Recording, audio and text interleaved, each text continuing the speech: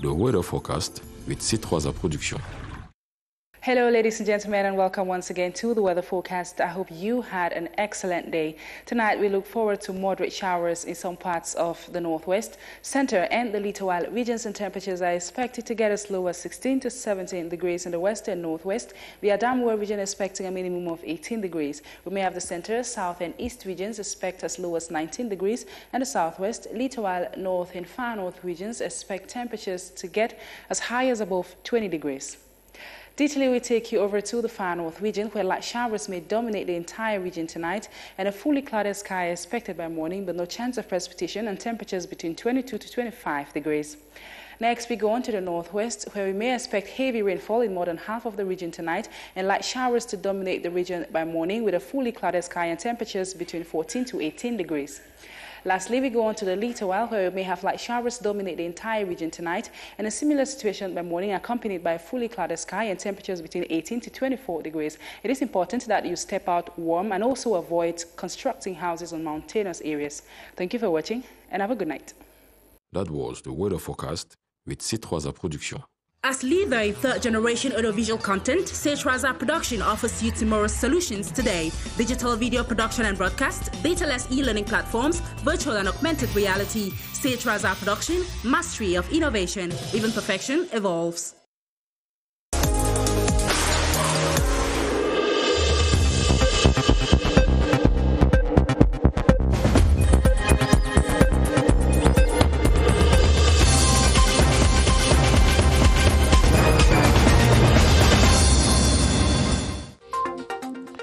In the news tonight, traditional rulers, politicians and youths have raised the volume against calls for insurrection in the country, saying it will jeopardize the future of youths in the country. The price of Cameroonian cocoa drops and falls below the selling price per kilogram compared to that of other countries in Africa.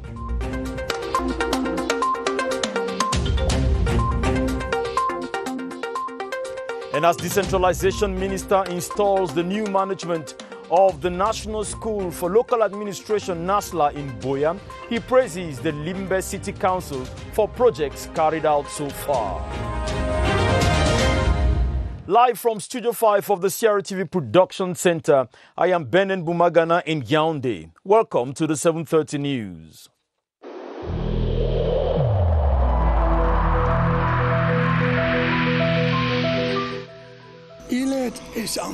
Each of us must comply with the measures that have been taken.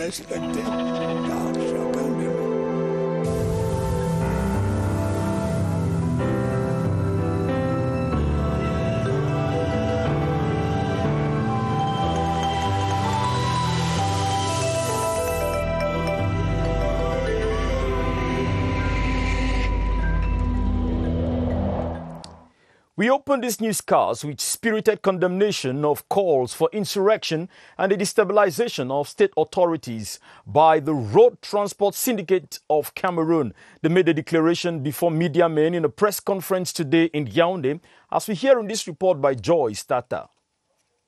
An urgent meeting to avert plans of plunging the nation into chaos. The drivers' trade union in Cameroon before the press reiterate the need for every driver in the nation to stand for peace and living together. As a trade union, we say no to calls for insurrection. Anyone who has collected money to plant discord in this country, we call on them to return such an offer. We need to build one country because we have a bright future and a reassuring youth.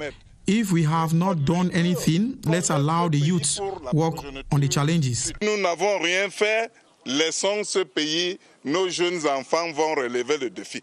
An invite for these transporters, as well as others spread across the national territory, to ride on with their normal activities on September 22 for peace, building and development should be everyone's current focus. Traditional rulers in the country have joined their voices to a host of others, urging the population to shun all activities that aim at undermining the stability of Cameroon. From the northern regions of Cameroon to the southwest and east regions, their wish for Cameroonians is to promote peace. Clarice Aretakan reports.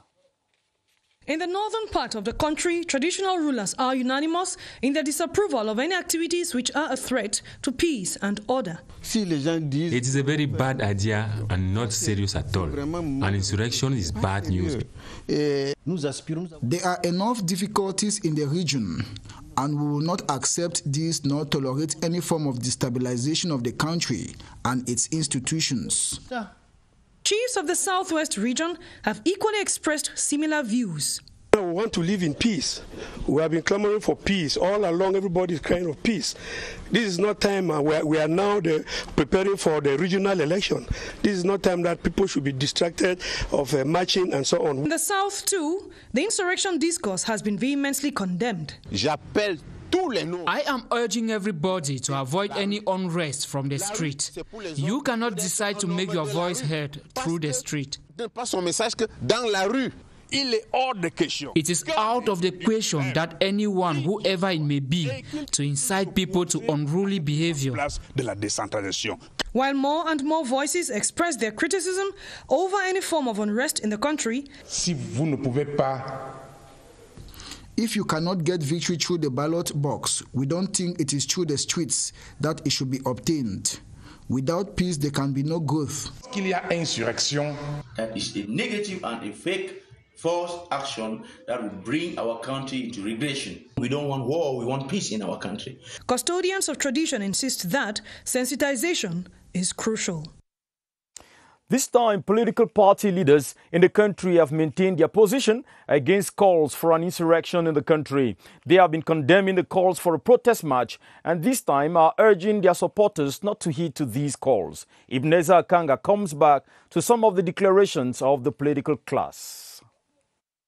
Be they of the CPDM or the opposition, the political class this week unanimously condemned the call for an insurrection in the country. CPDM does not like disorder. We like peace for our country. If he doesn't want to go to election, nobody will come and tell him to go by force. But we, militants of CPDM and our allied parties, we will all go for this election. To the political class, using an insurrection to get to power is totally unacceptable in modern-day society. If you want to have the power, you have to pass through election. This is democracy. It's completely crazy because you shouldn't be going to the palace through violence, through insurrection, through uprising. Some political parties are actively preparing for the regional council elections, thereby ignoring a call for its boycott. NUDP party will participate in the regional elections. In all, the political class holds very strongly that it is only through elections that power is conquered. Presidents of some female associations in Baham in the West region have taken their roles as mothers to heart by calling on the population of the town to refuse to be manipulated by political demagogues with egotistical aims. In a meeting in Baham this Sunday, the women were clear that destabilizing Cameroon is digging the grave for the future of their children. As we hear in this report by Ngu Henry. Leaders of some women association in Bahama Upper Plateau Division are thanking the democratically elected president of the country, Paul Biya, for strides to promote peace and development in the country. They say they and their children will not be manipulated by a native of the area. CRM national president. We say no to the capital shame and yes to legality, no to insurrection, and yes to peace. That call for insurrection is a cowardly and irresponsible act. The women have promised to remain vigilant and sensitize the population on the need to promote peace and unity. Youths of the Lekki Division have frowned at calls for insurrection and the overthrow of state institutions from some political leaders. They lampooned the initiators of this call in a rally under the watchful eyes of the head of the Lekki Divisional Commission of the CPDM, Henry Eyebe Ayisi. Gilbert Ongene Anya reports. Youths of the Leke believe strongly in a one and indivisible Cameroon under the stewardship of President Paul Biya. We do not want an atmosphere of fear or insecurity in our country. This message has been welcomed by other youths invited to this event. As a youth leader coming here to support, to join my voices with my fellow brothers of the Leke and youths all over the country was imperative. The brain behind this initiative is not indifferent to this stance of the youth. We are committed to support them, continue building and consolidating unique and common fatherland. As they take the commitment to close ranks behind the head of state in his quest to modernize Cameroon, they have said a big no to all attempts to destabilize or plant disorder in Cameroon. On to something else. The price of Cameroonian cocoa has been witnessing a discount on the world market due to quality concerns, with a kilogram of the crop sold at 100 CFA francs, less than that from other countries, while producers insist that access to and the use of adequate machinery will enable them produce more premium cocoa beans. Officials say they are intensifying efforts to ensure a more competitive phase for quality bargain. Luma Slim Davis explains. Cocoa was once a leading cash crop in Cameroon. The country's economy flourished then due to the favorable cocoa prices at the world market. And then cocoa farmers were encouraged to increase production in order to fetch more money, which they invested in the business and also used to improve family lifestyle. However, with time, prices dropped. In 2013, while production was about 225,000 tons, a kilogram of the ordinary quality beans sold for 1,050 francs, while the premium quality sold for 1,650 francs per kilogram. Prices of the cocoa beans have so far known downward fluctuations, and in spite of climatic conditions, the prices mainly obey the forces of demand and supply. As a matter of fact, a kilogram of cocoa beans in Cameroon is sold at 950 francs or up to 975 francs, far below 1,500 francs cost of the same product in some West African countries. Experts in the cocoa sector say the poor cost value by Cameroon's cocoa is largely blamed on its grade 2 quality and the export bottlenecks at the Douala port. Ewane Epole answers what is expected for Cameroon's cocoa to meet international standards. The Interprofessional Cocoa and Coffee Council (CICC) officials reveals that Cameroonian cocoa remains the least sold internationally among the 4 top producing countries, namely Ghana, Ivory Coast, Nigeria, and Cameroon, while the market prices were at their best between 1,252 francs and 1,613 francs for the 3 last seasons. Cameroonian producers missed out on the manna in global prices. Il faut faire la promotion. West African countries are good in promoting their cocoa. The quality of cocoa also makes a difference. The Ministry of Trade is working on that is calling on farmers to produce good quality cocoa. According to economic experts, the reason for Cameroonian cocoa prices problem, which remains worrying, is that cocoa beans are exported at a grade 2 quality level, and the major obstacle is the bottleneck at the port of Douala. Experts in the cocoa sector reiterate that there is need to renew the pursuit to promote local processing industries. This may likely increase the price of cocoa in the country. The Minister of Decentralization and Local Development, George Olanga Obam, has expressed satisfaction at the level of work done so far on some projects executed by the Limbe City Council. The minister has been inspecting the level of works on some projects in Limbe and installing the new management team of the National School for Local Administration, NASLA. Details with Enanga Menyoli in Boya.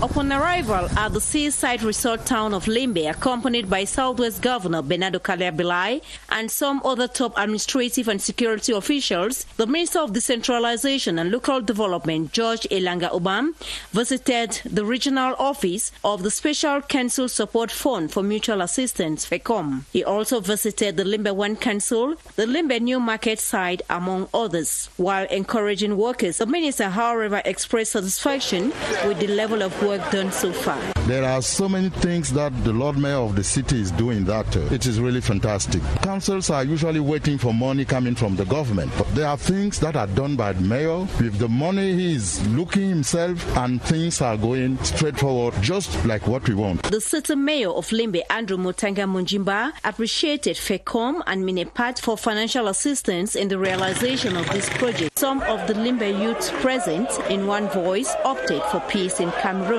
Minister George Elanga Obam's visit to these project sites in Limbe falls in line with his 3-day walking visit to the Southwest region. Let's stay in the Southwest region, and this time in Boya, to say that the new management team of the National School for Local Administration, NASLA, has been told to train human resources that can take effective decentralization to all corners of Cameroon. The Minister of Decentralization and Local Development, George Elanga Obam, was speaking in Boya as he officially installed the board chair, Director General and Deputy Director General of NASLA. Henry McCauley reports from Boya. After installing the Director General Tani Tiku Eno Achobaye, the Deputy Director General Ongolo Nyanginda Lidwin, and the Board Chair Mokhtar Osman May, the Minister did not spend much time on niceties as the business of the day was sufficiently serious. We wanted to have a school that is functioning, that is delivering results, that is training people who can be useful for local authorities. To understand how strategic NASLA is in capacity building, the minister announced that 70% of council staff is not qualified, while 80% is made up of temporary workers. So NASLA remains strategic. The National School of Local Administration is going to help a lot to train those workers that are going to be at the council areas and at the regional council areas to put in place the special status that has been granted for the Northwest and the Southwest. The new team to run NASLA was appointed on March the 25th, 2020. And according to Minister George Elanga Obam, the time for merrymaking is over. Now is the time to work. The National Gendarmerie has graduated over 650 gendarmes from the high command schools and training centers in the Kanyeyap neighborhood in Yaoundé. The Central Director for Coordination of Gendarmerie Operations, Brigadier General David Elokobinjok, called on the gendarmes to be disciplined and professional as they carry out their duty. Kilianda Ndifon has details. The ceremony symbolically brought to the Kang Yayap conference room about 10 of the 670 trainees. The 4-month training took into account, especially security threats Cameroon grapples with in the far north, northwest, and southwest regions. All these threats necessitate an appropriate training to arm the gendarmerie tactically, mentally, and morally to effectively carry out the missions assigned to them. Brigadier General Daniel Elokobinjok, who represented the Secretary of State at the Ministry of Defense in charge of the National Gendarmerie, appreciated the trainers for the aptitude internship. Each of them can serve as a combat soldier, as judicial police element, and as military they can carry out any defense mission assigned to them by the High Command. The trainees admit the training is of great professional import. Before coming here, we were like already working, so it will just help us to ameliorate and do our work better. They were immediately deployed to the field after a group picture immortalizing their new experience with their hierarchy.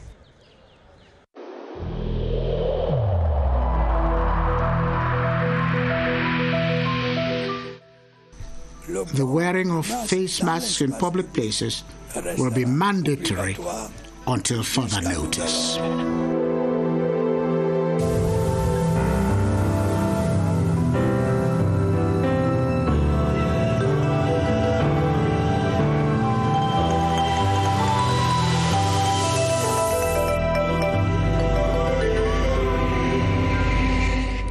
Public health experts in the far north region have been praised for a sustained fight against the spread of the COVID-19 and services rendered to those touched by the disease. So far, only 9 health personnel have been infected with the coronavirus. And in this live chat with the far north regional delegate of public health, Dr. Hamadu Baba Bubakari, we learn more about the fight against the pandemic. Now let's join the door at the Public Health Emergency Center. Hello, Bodwin. Good evening to you, Benin Bumagana, and welcome. We continue our tour of the different regions this Sunday as we take you over to the far north region of the country. This happens to be one of those regions least affected as far as the fight against COVID-19 is concerned. And our guest tonight is the far north regional delegate of public health, Dr. Hamadu Baba Bubakari. Mr. Regional Delegate, good evening. Good evening, Mr. Balvin Sama. Tell us, Mr. Regional Delegate, so far we have noticed that only 9 health personnel in that part of the region have been affected with the spread of the coronavirus in that part of the country. What measures have you put in place to continue protecting the health personnel who are quite involved in this fight against the deadly virus? Thank you very much for your question. In fact, to date, we have registered 9 health workers infected with COVID-19. First, we immediately activated the regional incident management system and trained our health personnel on the protection and control infection in the healthcare setting, using the protection and disinfection equipment provided to us. And also, we are the last region affected by this pandemic. I mostly say that we have learned a lot from other regions affected before us. And tell us, with 3 patients who were in the hospitals, what's the epidemiological situation so far in the far north region of Cameroon? It's true. We currently have 461 confirmed cases, including 223 cured cases. About 229 active cases are taken care of, and unfortunately, we deplore 9 deaths. 5 cases are hospitalized at the moment, and their lives are not in danger. Thank you so much, Mr. Regional Delegate, for being our guest this evening. The Regional Delegate of the far north region of the country, Benin Bumagana. You got the situation in that part of the country. The coronavirus spread is under control, and they are continuing with the sensitization campaign to limit the spread of the virus in the far north region of the country. We continue our tour of the different regions next weekend. Back to you, Benin Bumagana. Thank you. Thank you very much, Baldwin Sama von Kemen. This time, sons and daughters of Jah and Lobo Division have expressed gratitude to President Paul Biya for ongoing development projects in their locality. The mega CPDM rally united supporters from 3 subdivisions in Jum in the presence of Louis-Paul Motaze, who led the Central Committee delegation to that meeting. Rita Makan reports. The mega meeting is holding at the Paul Biya Avenue, a segment of the National Road number 9 that links the locality of Jum to that of Weso in Congo, an infrastructure put at the disposal of the populations of Jum, Mintom and Oveng by the head of state to boost local development. And those people are very happy, and this is the reason why we have been invited to come and attend this ceremony today. And when I will go back, this is the message I will bring to the head of state. That means that the people of Oveng, Mintom, and Jum are still standing by the head of state. The ceremony was also an occasion for the sons and daughters of the Jah and Lobo Division to thank the President of the Republic for appointing and maintaining their brothers in top posts of responsibility. We go back to the southwest region where so many city dwellers have come out to march and to say no to every call for insurrection, but also calling for all Cameroonians to be peacemakers in their homes and communities and the nation. Bridget Diep Asambiwan reports. Shaping peace together by seeking and pursuing it is the context under which faithfuls of the Presbyterian Church in Cameroon PCC gathered at the Moliko Stadium to seek God's face during this time of crisis in the northwest and southwest regions of Cameroon. This year's International Day of Peace speaks to us directly as a people. That is why we decided as Christians of the Presbyterian Church in Cameroon to come out to sing peace, to dance peace, and to preach peace. Praying for peace suffices the church to move to other ends of the crisis zone. Religious leaders in Cameroon are also preparing and planning to have a peace workshop that will empower them as peace brokers to go out from one town to the other. We'll continue the activities of peace. Apart from intercessory prayers, the people of the southwest region, particularly PCC faithfuls, are expected to remain determined to live and pursue peace in our troubled land, be agents of peace and transform our communities, the nation, and the world. In sports, former Indomitable Lions left back Mbom Ephraim is no more. The man who was part of the national team during the 1982 World Cup passed away early this September 20 in Douala. Clarisse tells the story of a man who spent his youth playing football. Mbom Ephraim began playing football at the age of 19 with the High Football Club of Douala. Back then, he was a forward, but 2 years later was moved to defense while with Eclair of Douala. He later played with Leopard of Douala, Dragon of Yaoundé, and also the legendary Canon Football Club, one where several former Indomitable Lions played, including current Lions deputy head coach François Mambiyik. Ephraim Mbom was born on July 18, 1954, and several times harbored the national colors during international competitions, one of which was the 1982 Africa Cup of Nations. His remarkable qualities at the left-back position naturally had him selected amongst players to represent Cameroon at the FIFA World Cup that same year in Spain. Although Cameroon was eliminated after 3 draws, Ephraim Mbom was remembered for being a great source of headache to Italian striker Paolo Rossi. Mbom died early this September 20 in Douala at the age of 66. His mortal remains have been deposited at the Douala Military Hospital. Yaoundé is this weekend hosting the first edition of the Cultural Blend Festival. The festival offers a forum for stakeholders in the cultural sector and researchers to discuss the role of culture in peace building and living together. Joyce Tata tells us more about the Cultural Blend Festival. Cultural Blend Festival, a rendezvous for collective aspiration for peace and living together. Its first edition registers a rich panel who applaud such an initiative. Culture is the reason why there may be either unity or disunity. It depends on how it is used or misused. So the message here is to say, yes, the diversity is real. Peace building is concrete action, conscious action in the field to roll back conflicts. So this platform is a practical initiative which needs to be encouraged. A project birthed by a young patriotic Cameroonian Ateki Seta for a better understanding of the place of culture in society. This really is a response to the different questions that we have surrounding our collective experience in Cameroon today. And that's why we say, let's come back and look within ourselves. The 2-day event, organized by the Network for Solidarity, Empowerment and Transformation for All, brings a wider picture of culture to Cameroonians.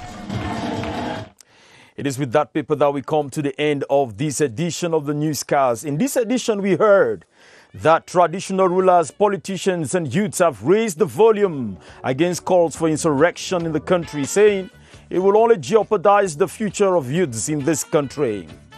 And we also said that the price of Cameroonian cocoa drops and falls far below the selling price per kilogram compared to that of other countries in Africa. And as Decentralization Minister installs a new management team of the National School for Local Administration, NASLA, we heard that he praised the Limbe City Council for projects carried out so far. Our next newscast will be at 8:30 p.m. with Ataba Dinoma. I will be back here next Friday, but tomorrow you will be here with Esther Kima. Have a wonderful evening. Good night.